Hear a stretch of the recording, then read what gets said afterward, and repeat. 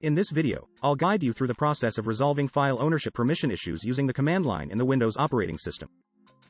This folder, as you can observe, is currently inaccessible and has been denied for opening. Also, it has been denied to delete it as well. To address this, we can utilize the ICS command, as demonstrated here. First of all, open command prompt as administrator.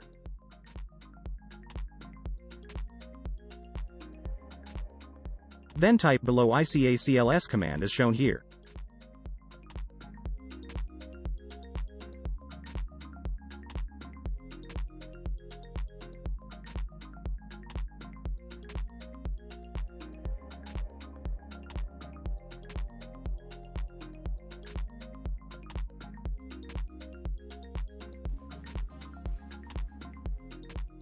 Within the quotation marks, provide the specific location of the folder you intend to unlock.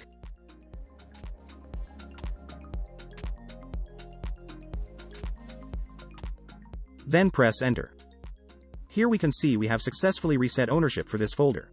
Now you can try opening this folder and you will be able to open it. To apply this to a file, simply replace the quotation marks with the complete path location of the file.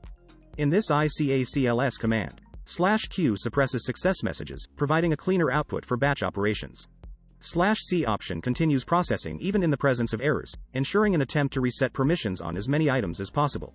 /T instructs ICS to reset the permissions of the specified files or folders to their default, inherited settings.